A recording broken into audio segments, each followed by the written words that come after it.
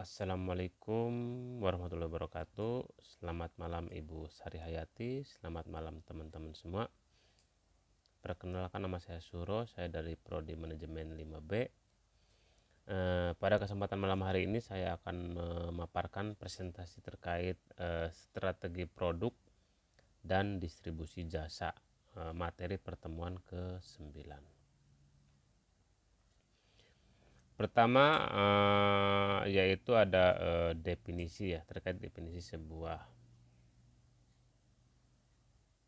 strategi produk atau jasa, yaitu bagaimana sebuah perusahaan tuh merancang layanannya itu tidak hanya memenuhi kebutuhan pelanggan, tetapi juga bisa memberikan nilai dan manfaat itu buat si pelanggan itu sendiri ya. Itu terkait tentang definisi strategi produk jasa. Kemudian kalau distribusi jasa itu sendiri, itu bagaimana itu layanan dapat disampaikan kepada pelanggan sehingga jasa tersebut benar-benar diterima atau dirasakan oleh si pelanggan, karena kita tahu jasa itu adalah sesuatu yang tidak berbentuk ya. Berikutnya kita akan membahas terkait tentang strategi produk jasa. Yang pertama itu pengembangan produk jasa. Kalau pengembangan produk jasa itu kita harus memahami kebutuhan utama pelanggan dengan merancang layanan utama. Jadi kalau kita udah mengetahui kebutuhan pelanggan, lalu kita akan menambah layanan itu dengan mendukung layanan purna jual ya. Jadi kalau kita misalkan tahu kebutuhan pelanggan, bagaimana si pelanggan jasa itu bisa balik ke kita lagi, maka kita akan membuat layanan yang namanya layanan purna jual atau fitur-fitur tambahan yang membuat si pelanggan itu balik ya. Kemudian juga strategi yang berikutnya itu kita melakukan inovasi produk. Jadi inovasi dalam produk jasa itu agar si usaha jasa tetap kompetitif, maka kita sebagai pemilik perusahaan harus melakukan inovasi. Misalkan kita dengan cara menjemput bola ya kan, atau dengan cara misalkan memberikan layanan tepat waktu ya kan, sehingga dengan inovasi-inovasi tersebut maka produk jasa kita akan tetap dipakai ya. Kemudian yang ketiga itu meningkatkan kualitas ya. Kualitas jasa itu tentunya sangat penting ya, karena kualitas itu menentukan kepuasan pelanggan.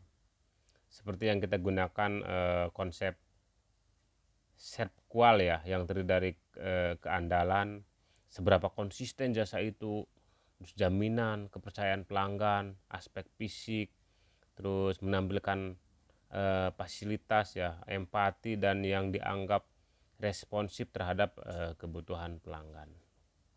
Itu terkait strategi jasa ya. Kemudian strategi distribusi jasa. Jadi secara definisinya itu sendiri ya, bagaimana membuat jasa yang bersifat tidak berwujud ini dapat diakses oleh pelanggan. Itu ada dua. Yang pertama distribusi secara langsung, dan yang kedua yang tidak langsung.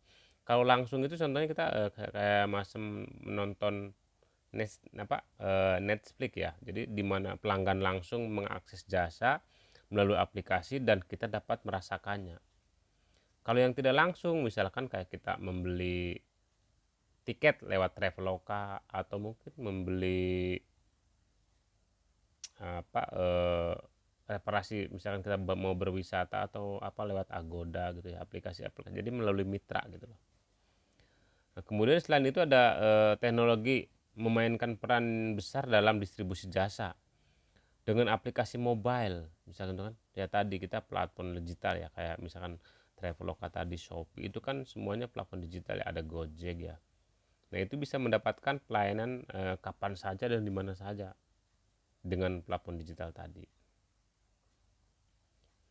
Kemudian berikutnya kita akan membahas terkait contoh studi kasus.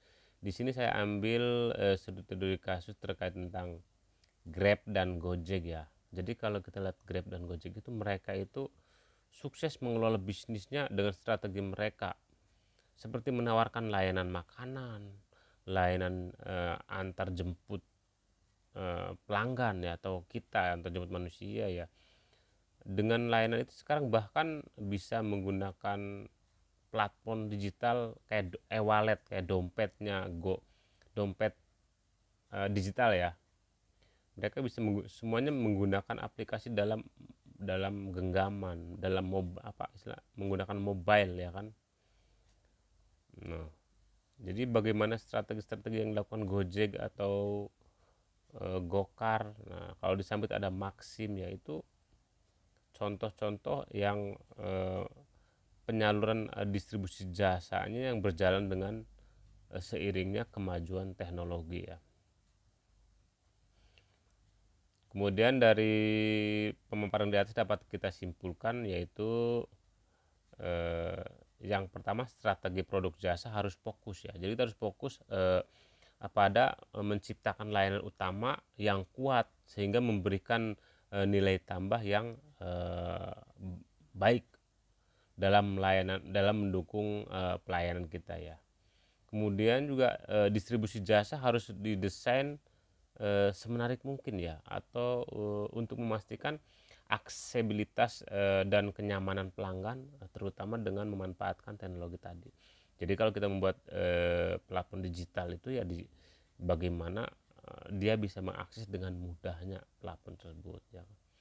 Kemudian merekomendasikan perusahaan yang agar selalu terus berinovasi dalam produknya, sehingga dapat dengan memanfaatkan teknologi sehingga dapat memperluas jangkauan dalam distribusi jasa. Mungkin itu kesimpulan dari saya. Kemudian lanjutnya kita akan melakukan diskusi seperti biasa di ruang kelas ya. Kita akan melakukan tanya jawab bersama teman-teman. Sekian presentasi dari saya. Selamat malam. Assalamualaikum warahmatullahi wabarakatuh.